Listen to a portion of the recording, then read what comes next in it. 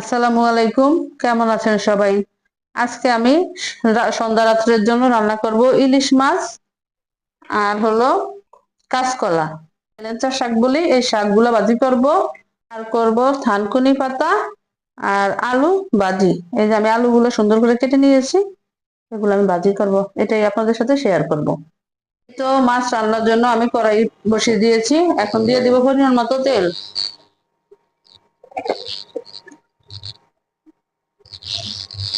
এখন দিব কাটা পেঁয়াজ,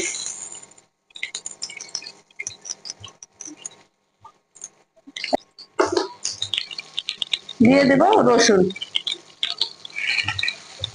এই যে রসুন আমি ভালোভাবে ভেজে নিয়েছি, এখন দিয়ে দিব পরিমাণ মতো পানি।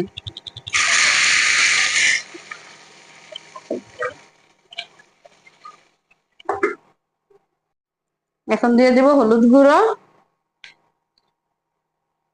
পরিমাণ মতো লবণ,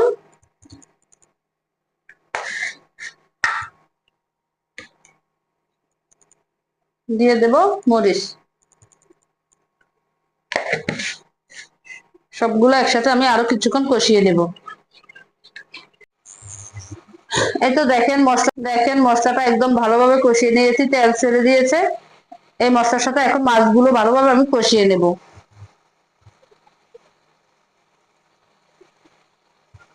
তো মাছগুলো আমার সুন্দর মতো কষানো হয়ে গেছে, এই সাথে আমি কলাগুলো কষিয়ে নেব। মাছগুলো আমি আর উঠাবো না, একসাথে কলা দিয়ে দিব। কলাগুলো আমি ভালোভাবে হলুদ দিয়ে পরিষ্কার করে নিয়েছি।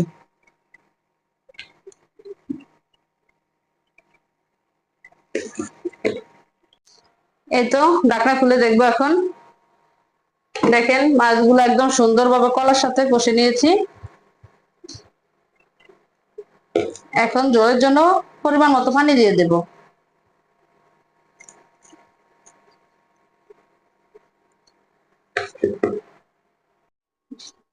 এক চুলায় তো আমি মাছ বসিয়ে দিয়েছি, কলা আর মাছ। আর এক চুলায় এখন আমি শাকটা ভেজে নেব। শাক ভাজার জন্য আমি কড়াইতে তেল দিয়ে দিলাম।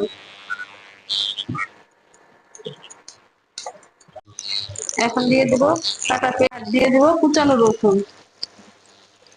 আমি অনেক অসুস্থ, তারপরে আপনাদের জন্য ভিডিও বানাই, আপনারা একটু লাইক কমেন্ট শেয়ার করে দিবেন, সাবস্ক্রাইব করবেন। তো আমি পেঁয়াজটা ভেজে নিচ্ছি। এই রমজান মাসে শাক খেতে আমার খুবই ভালো লাগে। আপনাদের কার কার ভালো লাগে কমেন্টে জানাবেন। এখন দিয়ে দেবো দুটা কাঁচামরিচ। পেঁয়াজটা একদম ভাজা ভাজা করে নিয়েছি, এখন আমি শাকগুলো দিয়ে দেব। এখন দিয়ে দিব শাকের পরিমাণ মতো লবণ। সবগুলো আমি একসাথে মিশিয়ে নিব। ভাজার সময় অনেকগুলো শাক ছিল, এখন শাকটা হয়ে যাওয়ার পরে একদম অল্প একটু শাক হয়ে গেছে। তো এখন আমার শাকটা একদম ভাজা হয়ে গেছে, আমি শাকটা নামিয়ে নেব।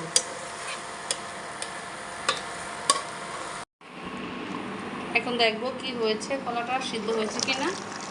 এই তো দেখেন একদম সুন্দর মতো হয়ে গেছে। এখন আমি একটা কলা দেখবো সিদ্ধ হয়েছে কিনা।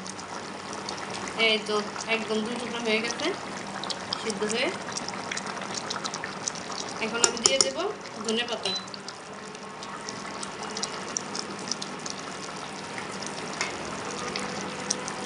আমার মাছ রান্নাটা কেমন হয়েছে আমাকে জানাবেন। এখন ওই কড়াইতেই, শাকের কড়াইতেই আমি ভেজে নেব আলু আর থানকুনি শাক। তার জন্য আমি দিয়ে দেবো কড়াইতে কাটা পেঁয়াজ, কাঁচামরিচ, হালকা রসুন। এই তো পেঁয়াজটা আমি মোটামুটি ভেজে নিয়েছি, এখন পেঁয়াজের সাথে আমি আলুটা আগে ভেজে নেব।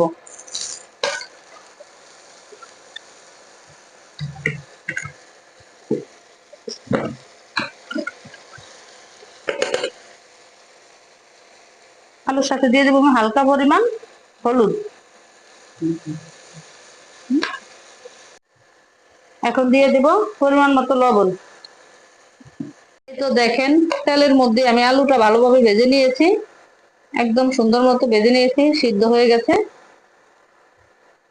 এখন আমি শাকটা দিয়ে দেবো। এটা হচ্ছে সেই থানকুনি শাক।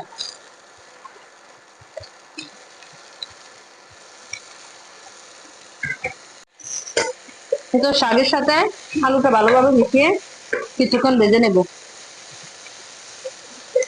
তো বন্ধুরা, এই তো আমার 3 ধরনের রান্না হয়ে গেছে।